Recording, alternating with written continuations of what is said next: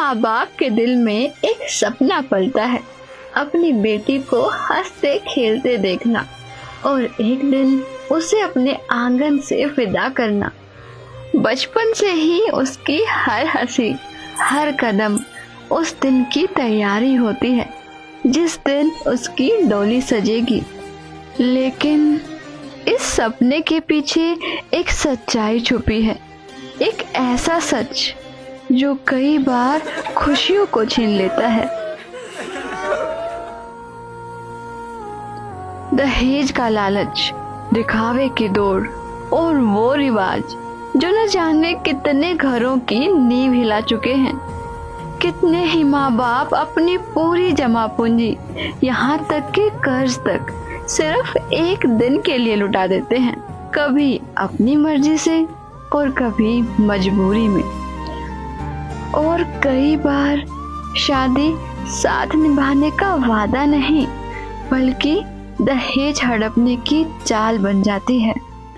लेकिन इस अंधी दौड़ में एक ऐसे महापुरुष भी हैं जिन्होंने इस कुप्रथा को जड़ से खत्म करने का बीड़ा उठाया है, जिनकी मुहिम ने लाखों जिंदगियों की दिशा बदल दी और जिनकी शिक्षा ने बेटियों को इज्जत और सुरक्षा का हक दिलाया।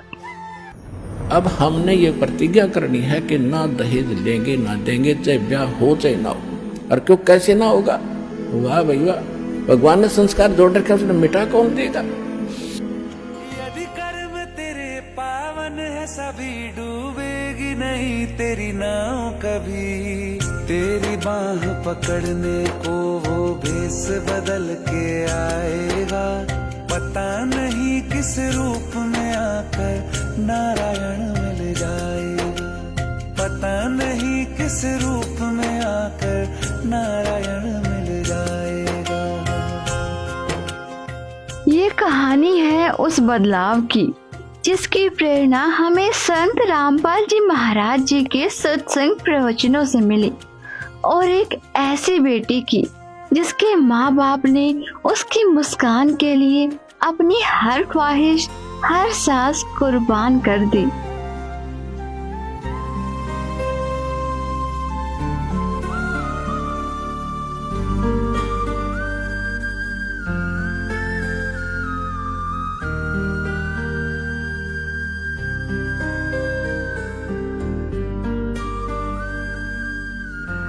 मेरी माँ अक्सर बताती थी, उस रात सब इंतजार कर रहे थे। पिता दुकान जल्दी बंद करके लौटे थे। दादी लगातार मन्नतें मांग रही थी। सबकी निगाहें एक ही उम्मीद पर टिकी थी।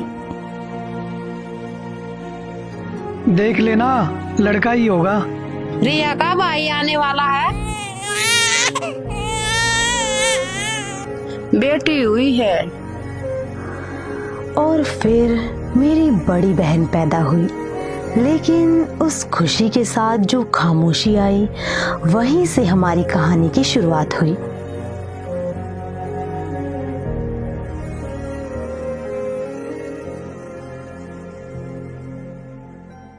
देख भगवान, आपकी बार तो पोता ही देना।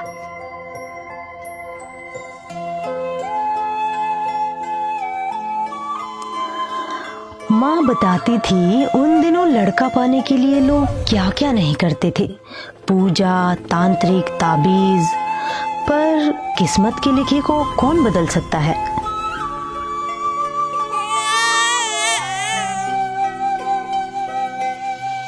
लड़की हुई है।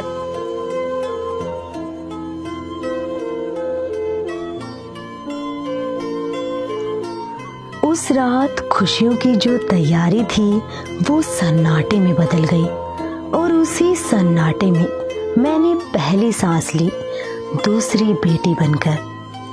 अब बेटी ने तो हम संतान भी नहीं मानते थे, ऐसी ऐसी अनजान सोच बना दी हमारी। पुण्यात्मा, बेटा और बेटी में कोई अंतर नहीं। संस्कार आपको मिलेंगे चाहे कितने पैर पीट लो। देखना भाई साहब, मेरा तो लड़का ही होगा।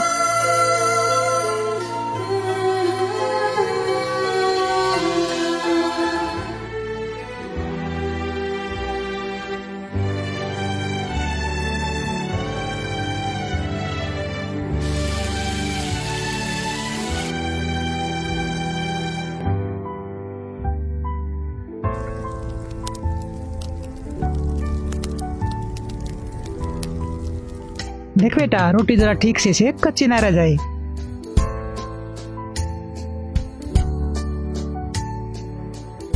अपेक्षा, जा बेटा अपने पापा को पानी दे के आ।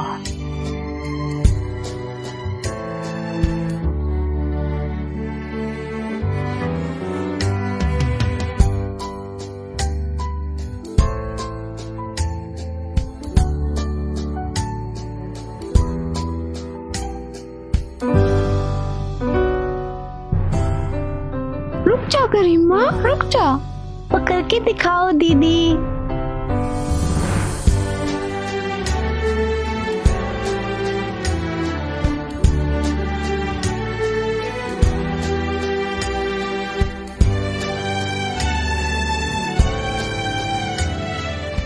अपना ख्याल रखना, ज्यादा इधर उधर किसी से बात मत करना, और हाँ, खाना टाइम से खा लेना। हाँ हाँ दीदी, पता है मुझे।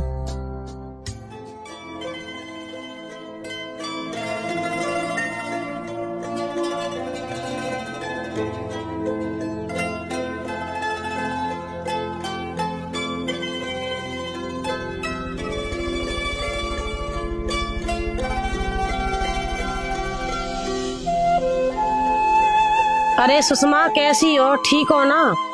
हाँ बहन जी, सब ठीक है, बस गृहस्थी में लगे हूँ। जा बेटा, ये अंदर रख दे। ठीक है मम्मी। सुषमा, लड़की बड़ी हो रही है। अरे मेरी दिल्ली वाली बहन सुमन को जानती हो ना, उसके लड़के ने अभी अभी डॉक्टरी की पढ़ाई पूरी की है और शहर में अपना छोटा सा क्लिनिक खोला है। मैं सोच रही थी अपनी अपेक्षा के लिए बात कर लेते, क्योंकि वो खानदानी लोग हैं और वो अपने बेटे के लिए सर्वगुण संपन्न बहू ढूंढ रहे हैं। ठीक है, मैं इसके पापा से बात करके बताती हूँ।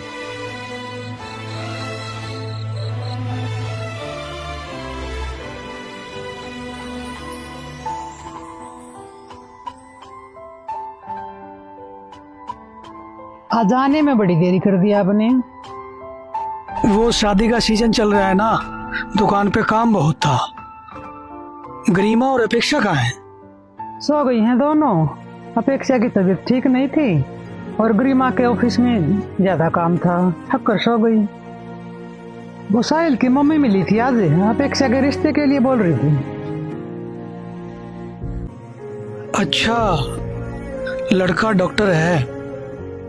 डॉक्टर है तो दहेज भी अच्छा ही देना पड़ेगा। पर हम इतना करेंगे कहाँ से? दूसरी बेटी भी तो है। बेटी खुश रहनी चाहिए, कुछ ना कुछ तो कर ही लेंगे।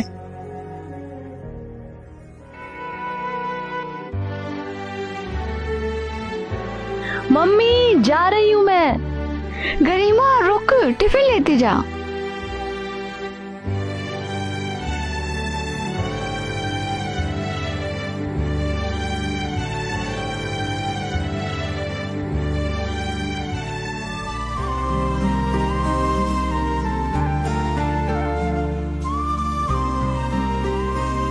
हे पलक, कैसी है तू? अच्छा, तू ठीक है? पलक, एक बात पूछूं तुझसे? हाँ बोल। घर पे सब ठीक है ना? शादी के बाद तू बड़ी परेशान सी रहने लगी है। अरे नहीं यार, सब ठीक है। बता ना पलक, तू कुछ तो छुपा रही है।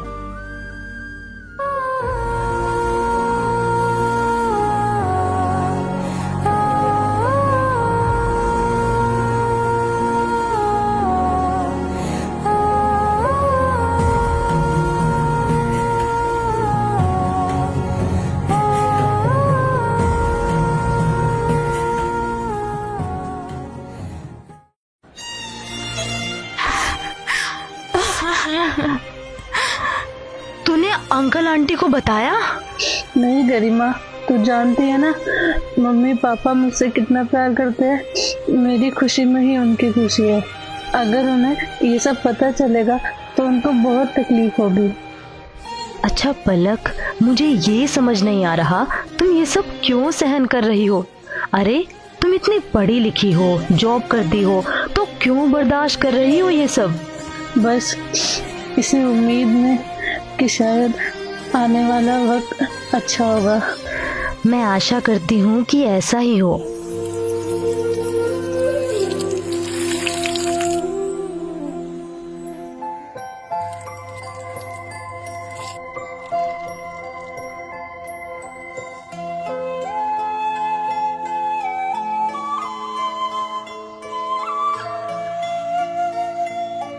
लीजिए भाई साहब।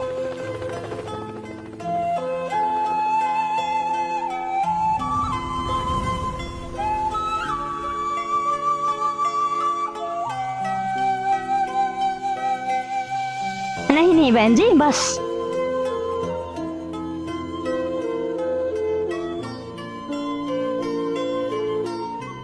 माफ करना भाई साहब। ये क्या बात हुई भाई साहब? आप तो अभी से इंतजार करवाने लग गए लड़के वालों को। गलती हो गई जी। राम जी की कृपा से दुकान पर सुबह सुबह ही ग्राहकों की भीड़ लग जाती है। अपेक्षा चाय लिया बेटा।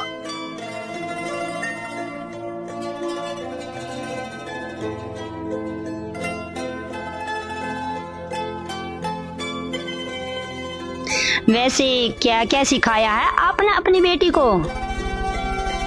जी, ये सारा खाना अपेक्षा ने ही बनाया है। घर संभालना हो या पढ़ाई, हर चीज में अच्छी है हमारी बेटी। की बेटी तो हमें पसंद है। चलो अब कुछ लेने देने की बातें कर लेते हैं। आखिर आपकी बेटी के लिए तो मांग रहे हैं। हम अपनी हैसियत से ज्यादा ही देने की कोशिश करेंगे। तो चलिए भाई साहब, फिर शादी की तैयारियां शुरू कीजिए।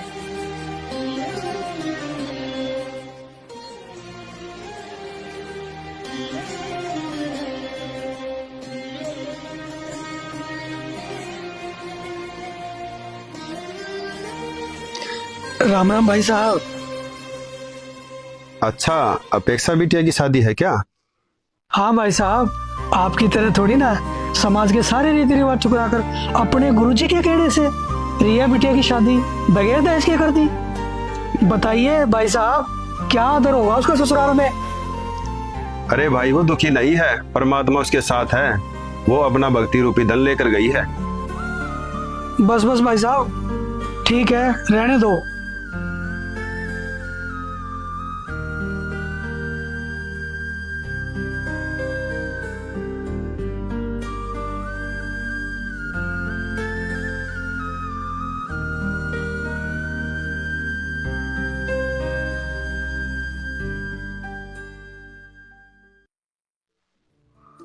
विवाह की तैयारियां आज से ही शुरू कर दो और वर्मा जी के यहाँ चले जाओ।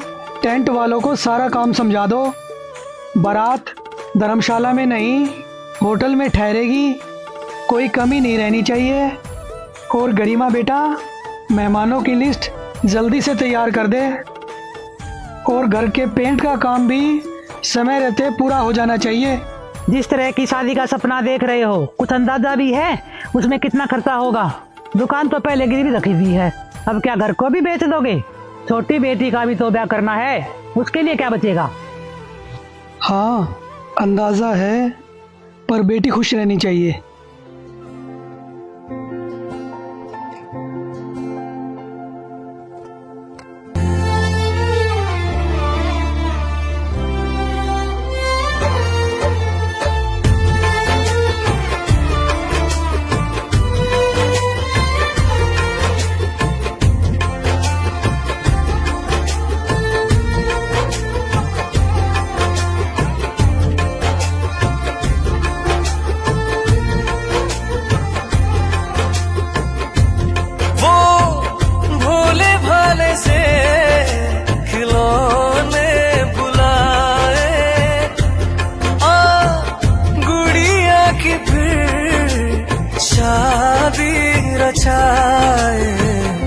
बचपन की बातें यादों में आए, बेफिक्रियों के मौसम बताए। मेहंदी लगी थी, दुल्हन सजी थी, मेहंदी लगेगी, दुल्हन सजेगी।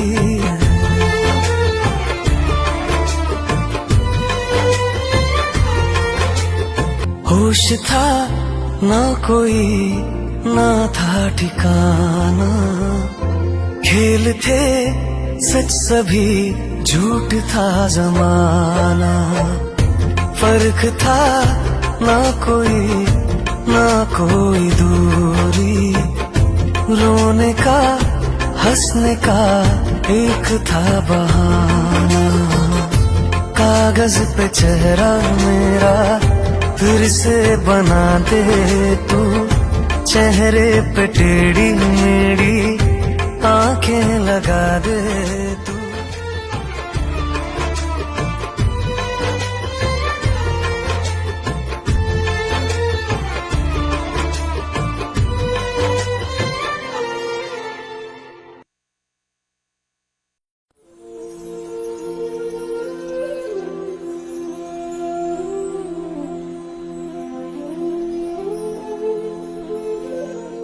ये साड़ी दी है तेरी माँ ने, ये साड़ी।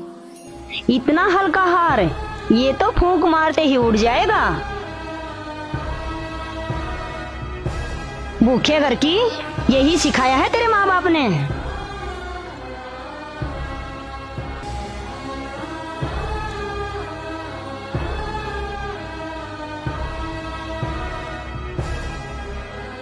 अब तेरी जरूरत नहीं, बहू आ गई है।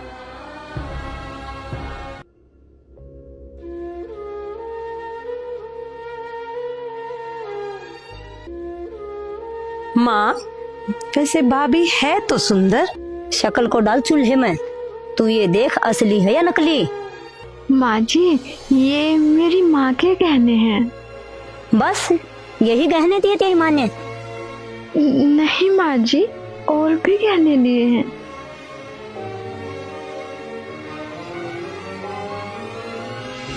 ओहो, क्या घटिया साड़ी है। ये तो उससे भी घटिया है। इससे अच्छे कपड़े तो हमारी नौकरानी पहनती है। ये फिर भी ठीक ठाक है, इसे मैं रख लेती हूँ। हाँ हाँ रख ले, किसी को पूछने की क्या जरूरत है।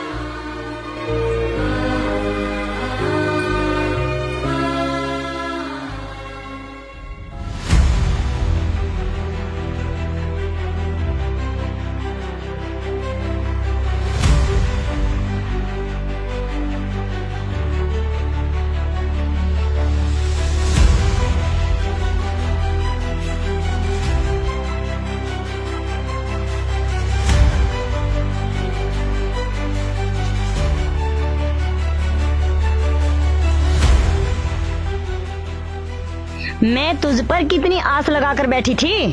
तेरी शादी में लड़की वालों से fridge, washing machine, AC, 10 kilo सोना, 20 लाख नगद और एक बड़ी गाड़ी लूंगी। लेकिन हाय हाय, मेरी तो किस्मत ही फूटी है जो ऐसे भूखे घर की बहू मिली।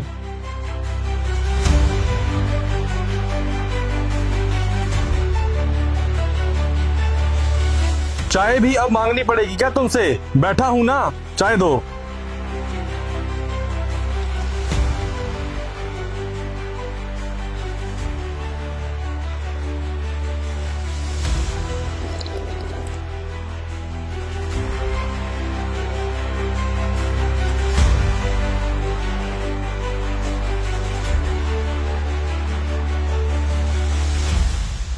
अच्छा सुन, अपने बाप को फोन कर और उनसे बोल 5 लाख रुपए चाहिए 2 दिन में।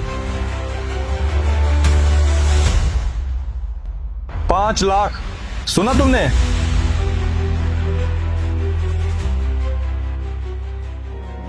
नैना जो सांझ ख्वाब देखते थे, नैना बिछड़ के आज रो दिए हैं यूं। नैना जो मिल के रात जागते थे, नैना शहर में पल के नीचते हैं यूं। जुदा हुए कदम जिन्होंने ली थी ये कसम, मिलके चलेंगे हरदम, अब बांटते हैं ये गम। भीगे नैना जो खिड़कियों से झांकते थे नैना, घुटन में बंद हो गए हैं।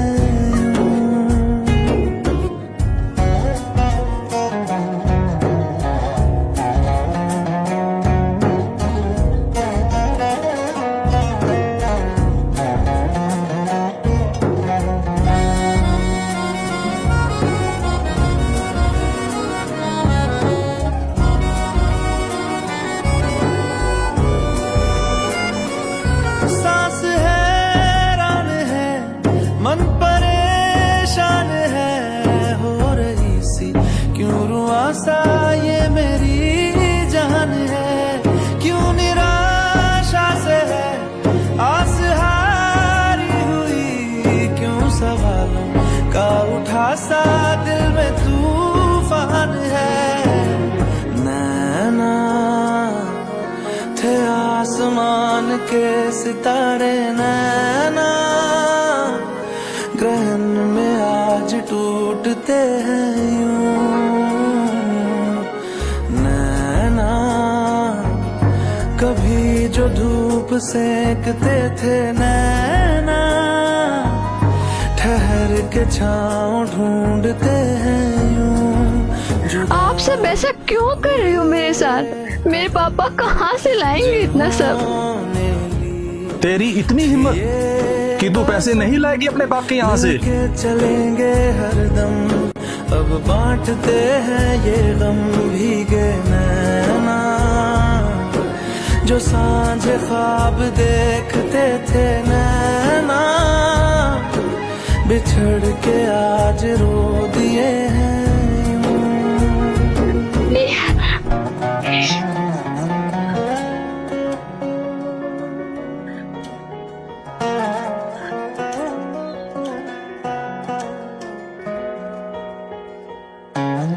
अब मर बिना पानी के।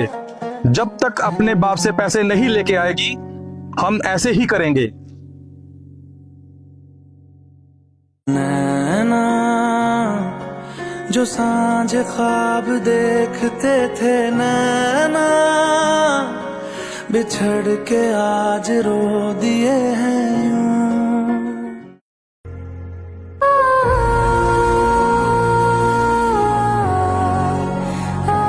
उठ महारानी उठ, काम तेरा बाप करेगा, चल काम कर।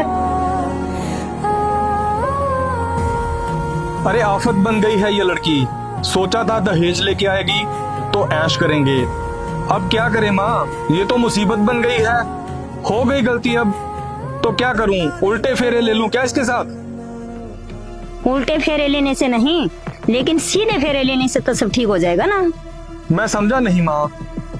मतलब ये कि मैं तेरी दूसरी शादी करवाऊंगी और ढेर सारा दहेज लूंगी। लेकिन माँ अपेक्षा के रहते हुए कैसे? जब वो शादी में रहेगी तब ना।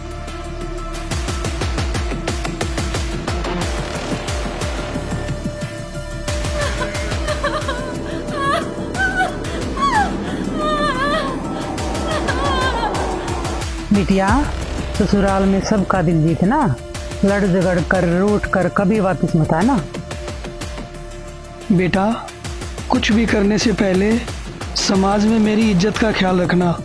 देख, तेरी छोटी बहन भी है, नहीं तो कौन थामेगा उसका हाथ? तेरा एक गलत कदम उसकी जिंदगी बर्बाद कर देगा।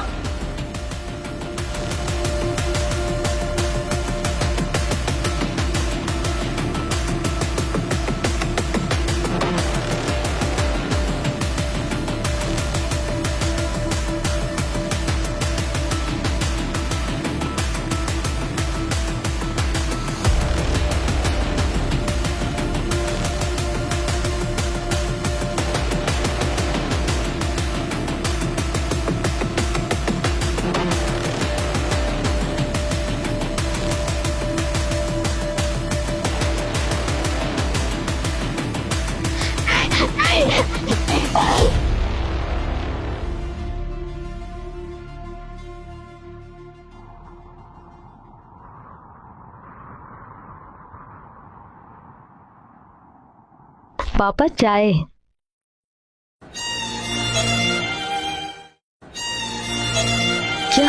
क्या हुआ पापा?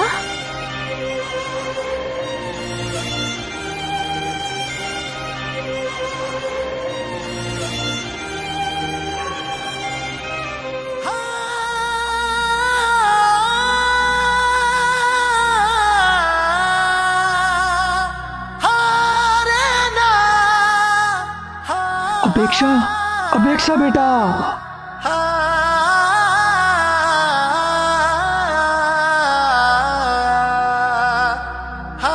खाना नहीं बनाती थी बहन जी, घर नहीं संभालती थी आपका, क्यों मार दिया इसे?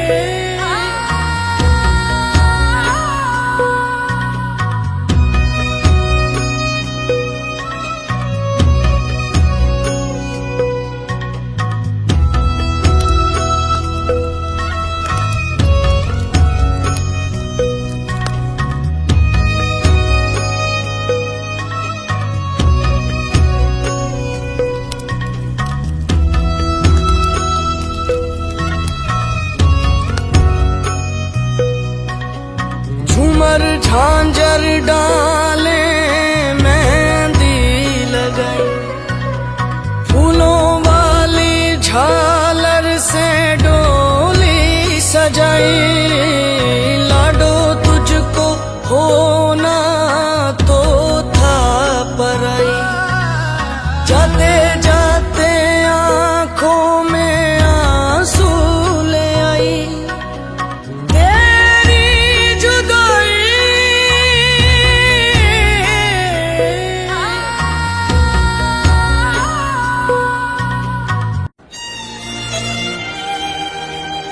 हेलो पलक, पर आंटी कैसे?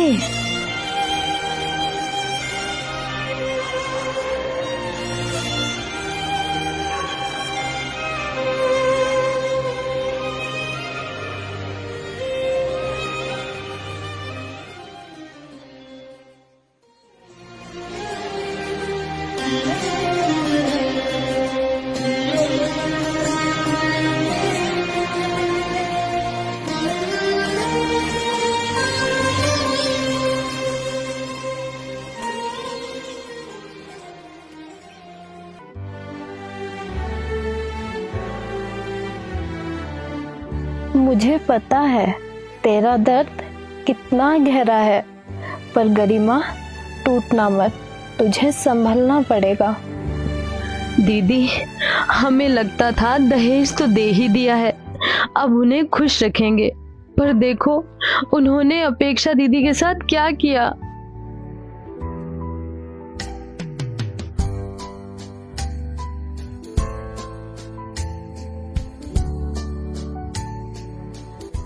बेटी, तू ठीक तो है ना? कहीं तेरे साथ भी तेरे ससुराल वाले तुझे ताने माने तो नहीं देते? क्योंकि तेरे पापा ने तो दहेज ही नहीं दिया था। नहीं चाचा जी, वहाँ कोई ताने नहीं मारता, वो मुझे बहू नहीं बेटी बनाकर रखते हैं। वो रिश्ता सौदे का नहीं भरोसे का है। वहाँ किसी ने मुझसे कुछ नहीं मांगा, उल्टा मेरी खुशी को अपनी जिम्मेदारी माना। मुझे माफ कर दो भाई साहब, मैंने आपको बहुत बुरा भला कहा। सोचा दहेज ही बेटी की ढाल है, वही उसे ससुराल में सम्मान दिलाएगा, लेकिन दहेज देकर भी मैंने अपनी अपेक्षा को खो दिया। पलक, अपेक्षा दीदी दोनों दहेज के लालचियों की शिकार बनी। मैंने सोचा था नौकरी करूंगी, पैसे कमाऊंगी, सब सही होगा। अब समझ आया ये तो ऐसा लालच है जो कभी खत्म नहीं होता। गरिमा, बदलाव पैसे से नहीं सोच से आता है। मैंने वहां जाकर देखा सम्मान का रिश्ता कैसा होता है।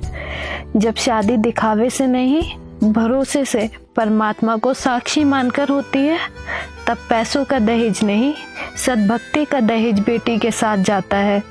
तब बेटी रोती नहीं, खिलखिलाती है। जीवन की सारी आपत्तियों से परमात्मा रक्षा करते हैं। तो परमात्मा की शरण में आने के बाद वही विवाह आज आप देख रहे हो। उस परमेश्वर की कृपा से परमात्मा ने हमारा ज्ञान हटा दिया। यहाँ पर बच्चों का विवाह करा दिया जाता है और 5-7 भगत उनके रिश्तेदार आते हैं, घर वाले, और यहाँ आश्रम में उनका 10 रुपए खर्च नहीं होता। सिंपल रोटी जो रोज हम बनाते हैं वही खाएंगे। ये ड्रामाबाजी हमने नहीं करनी। बच्चों का संयोग परमात्मा जोड़ता है। हमारे इस नाटकबाजी से विवाह नहीं होता। विवाह तो मालिक ने कर रखा होता है और वचन से बच्चे एक दूसरे से जोड़े जाते हैं।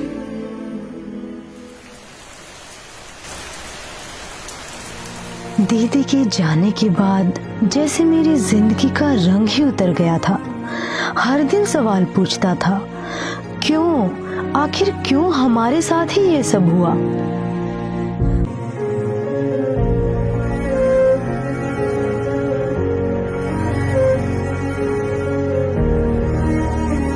मैंने सोचा, अगर दुनिया में भगवान है तो उन्होंने हमारी रक्षा क्यों नहीं की, या फिर क्या मैं उन्हें पहचान ही नहीं पाई।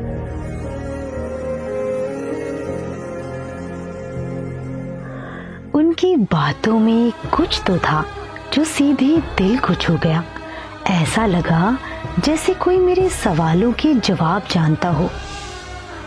पन्ना दर पन्ना मुझे लगा जैसे मेरे मन के ताले खुल रहे हैं और मुझे यकीन होने लगा कि संसार में अगर कोई पूर्ण संत है तो वो सिर्फ संत रामपाल जी महाराज हैं। पुण्यात्माओं, एक विशेष बात ध्यान रखा करो, क्योंकि हम सत्संग में आते हैं जिसका असर भी होना चाहिए। ये बातें कहन सुन की नहीं है, ये कर पाड़न की है। बेटी का ब्याह लाख रुपया लाजे तब भी ब्याह होना है, और भाई 10-20 हजार में काम चला दे वो भी ब्याह ही होना है। विवाह ही करना है हमने। इन बकवादों को छोड़ के सिंपल से ढंग से अपना बच्चों को की शादी कर देनी चाहिए। हेलो रिया दीदी।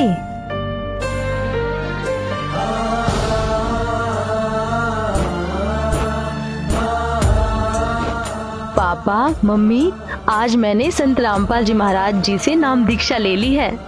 तूने उससे नाम ले लिया? ये सब इतना आसान नहीं था।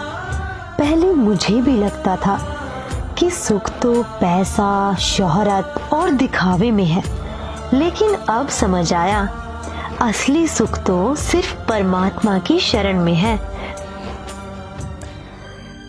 जैसे मेरे मन के ताले खुले, वैसे ही मम्मी पापा के भी खुल गए और आखिरकार उन्होंने भी सच को पहचान ही लिया। भाई साहब, गरिमा बिटिया की रमैनी है। परमात्मा ने बड़ी दया की कि तुम समझ गए भाई। काश ये मैंने समय रहते समझा होता। जब शादी सौदे का नहीं, भरोसे का रिश्ता हो तो बेटी रोती नहीं, खिलखिलाती है। और जब परमात्मा की शरण में बंधन बनता है तो जीवन की हर मुश्किल आसान हो जाती है। कभी औरत को पति की चिता पर जला दिया जाता था, आज तो पति ही जिंदा जला देता है अपनी पत्नी को। शादी बराबरी का रिश्ता है, फिर क्यों इसे हमने पैसों और दहेज का सौदा बना दिया। हर दिन कितनी बेटियां जलती हैं, कितनी जहर पीती हैं, कितनी ही डरते डरते अपनी जिंदगी हार जाती हैं, और हम सब चुप खड़े बस देखते रहते हैं। दहेज एक ऐसा लालच है जिसका अंत कभी नहीं होता। आज तीज त्योहार, कल बच्चे का जन्म, फिर किसी और की शादी, मांग बस बढ़ती ही जाती है। याद रखो, दहेज देकर बेटी की शादी तो हो सकती है, लेकिन उसके लिए प्यार और इज्जत कभी नहीं खरीदी जा सकती। आखिर कब तक बेटियां जलती रहेंगी? कब तक ये सिलसिला चलता रहेगा? और कब तक हम नाकाम साबित होते रहेंगे? ये सिर्फ एक कहानी नहीं, एक चेतावनी है, एक उम्मीद है और एक ऐसा सच जिसे नजरअंदाज करने की कीमत हमारी आने वाली पीढ़ियां चुकाएंगी। अब जैसे बेटियां वैसे बोझ मान रखी थी दहेज के कारण, अब दहेज खत्म कर दिया, बिल्कुल समाप्त। ना बात, ना सूचक, ना कोथड़ी संधारा, बेमतलब की बकवास सारी हटवा दी। और हमारे बच्चे मान गए, मेरे बच्चे, ये बिल्कुल ये गलत था और ये जीवन अब जो जी रहे हैं ये है जीवन असली।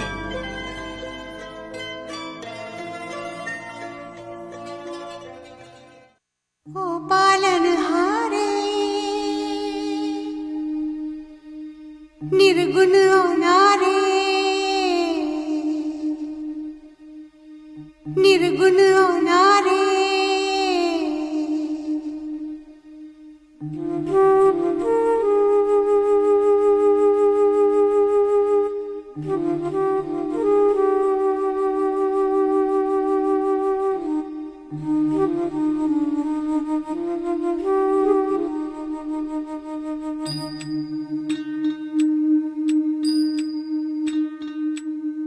ओ पालनहारे निर्गुण न्यारे, तुम्हरे बिन हमरा कौन नहीं।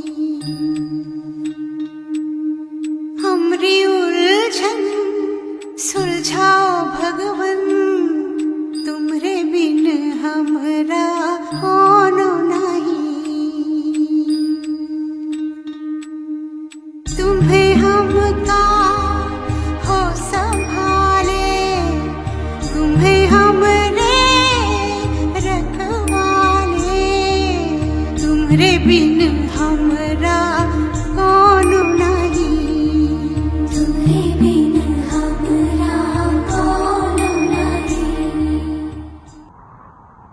लड़के की हमारे में कुविचार थे बहुत ज़्यादा। हम मतलब जगत के हिसाब से यही सोचते थे कि भाई लड़की का जो बोझ है बहुत ज़्यादा होता है। और मैं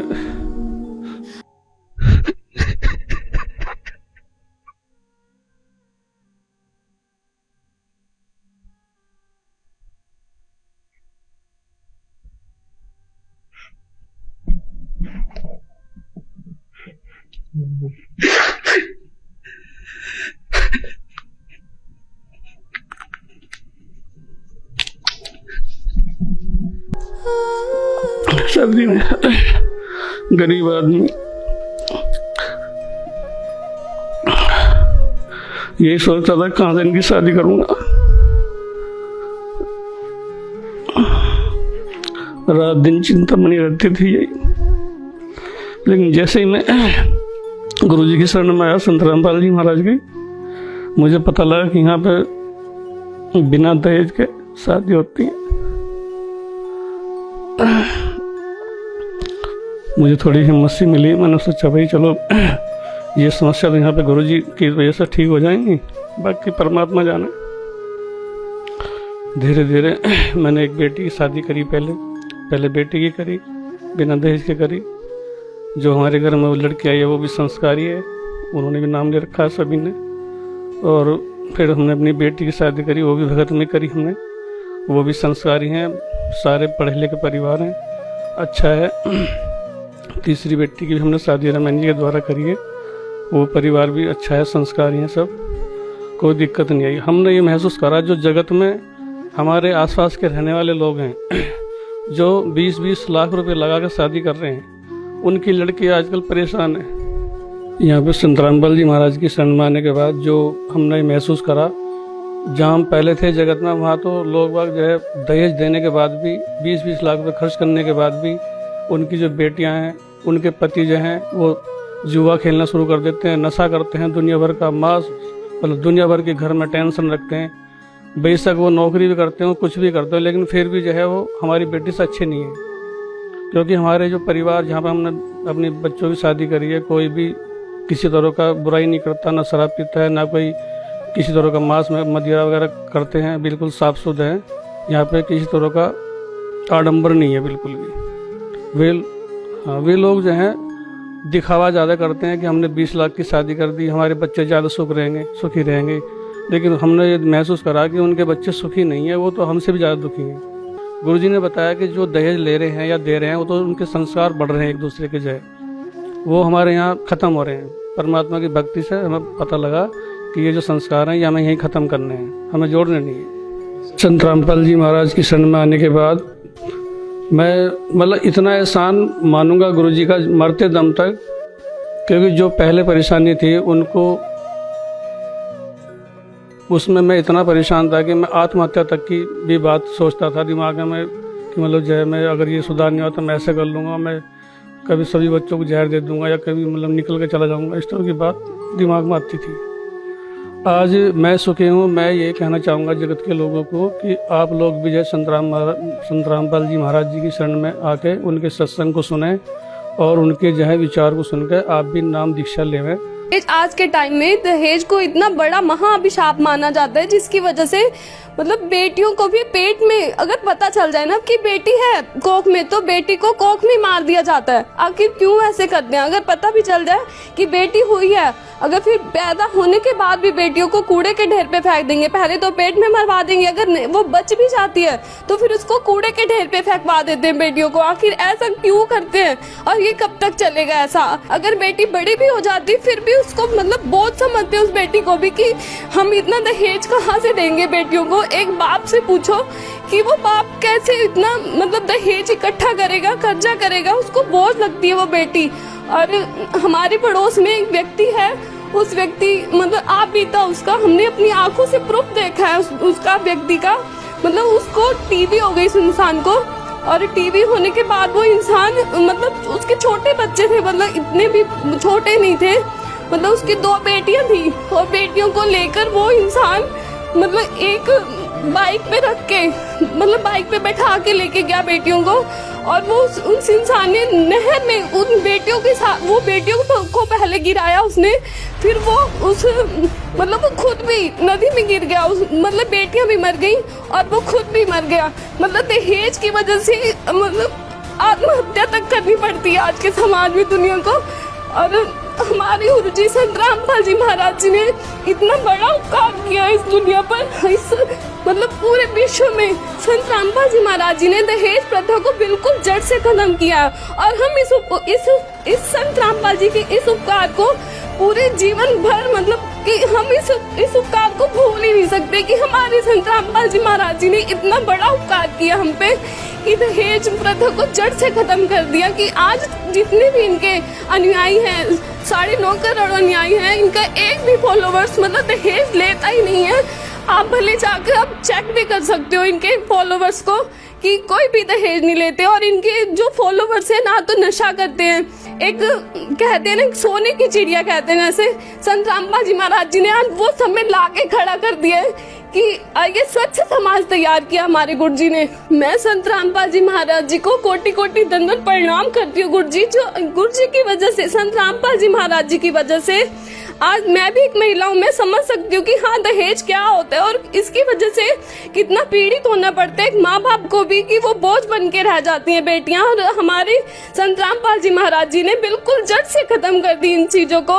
हमारे घर में भी बेटियां हैं मतलब हम मतलब इतना टेंशन फ्री हो गए कि अब हमें बिल्कुल दहेज नहीं देना और अच्छे घर में जाएंगी, संस्कारी घरों में जाएंगी हमारी बेटियां। हमें ये भी टेंशन नहीं कि हाँ लड़का कैसा मिलेगा, क्योंकि इनके जो फॉलोवर्स हैं वो किसी भी नशा या किसी चीज को मतलब गलत चीज को हाथ नहीं लगाते, ना नशाखोरी करते हैं, ना दहेज लेते हैं और ना ही ये रिश्वतखोरी करते हैं। इनके शिष्य जितने भी हैं, संत रामपाल जी महाराज जी मतलब ऐसा समाज तैयार कर रहे हैं ना जो कि विश्व में कोई कर ही नहीं सकता।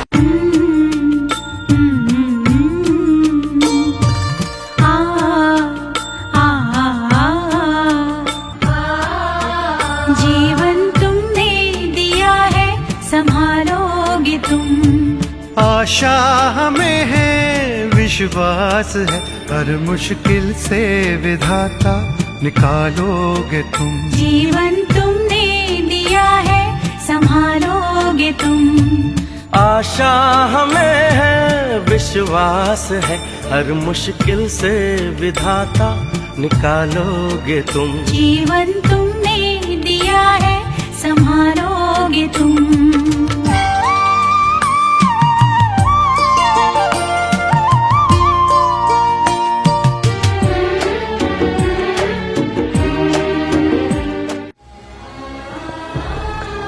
मेरी बहन अपेक्षा तो चली गई।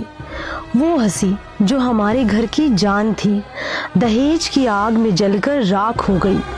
मैंने अपनी आंखों से देखा है कैसे दिखावे और लालच ने एक पूरे परिवार की सांसें छीन ली। लेकिन मैंने ये भी देखा है कि बदलाव मुमकिन है अगर हम सही रास्ता चुने। संत रामपाल जी महाराज जी ने हमें वो विधि बताई है जिससे बेटी का मान बढ़ेगा और बेटा रिश्ते का असली अर्थ समझेगा। फेरों के स्थान पर बोली जाने वाली 17 मिनट की असुर निकंदन रामायणी, जो करोड़ गायत्री मंत्रों से भी उत्तम तथा लाभदायक है, जिसमें विश्व के सर्व देवी देव और पूर्ण परमात्मा का आह्वान तथा स्तुति प्रार्थना होती है, जिस कारण से सर्व शक्तियाँ उस विवाह वाले जोड़े की सदा रक्षा तथा सहायता करते हैं। इससे बेटी बची रहेगी, जीने की राह सुगम हो जाएगी और माँ बाप डर के साए में नहीं, गर्व के साथ अपनी बेटी को विदा करेंगे। मेरी बहन तो लौट कर नहीं आएगी, लेकिन आपकी बहन, आपकी बेटी, आपकी भांजी अब भी बच सकती है। दहेज मिटाओ, सद्भक्ति अपनाओ, हर बेटी का भविष्य बचाओ, क्योंकि बेटी कोई बोझ नहीं, वो तो घर की रोशनी है। और लड़की इसी कारण से हमारे लिए बोझ बन गई। एक गौ जैसी आत्मा होती है बेटी की। हमने खूब देखा है, बेटा और बेटी रोटी खा रही है, माता पिता कोई बोलता है बेटे को एक वो काम कर, वैसे भी कहा ये काम करिए, बेटा तो कहेगा को नहीं करता। और बेटी रोटी खा रही होगी ना, खाना छोड़कर उठ कर चल पड़ेगी उस काम को करके आओगी। अब ये हमें बोझ क्यों बनाई? अपने ड्रामाबाजी से, अपनी बकवादों से, दहेज के कारण। तो इस प्रकार हमने इस हर तरह की जो बुराई हमारे समाज में घर कर गई, इसको भी आपने बहुत गहराई से सोच कर एक मर्यादा मार के उद्देश्य से नहीं कि मैंने कह दिया आपने शुरू कर दिया, नहीं। ये नियम ना समझना, ये आवश्यकता समझना।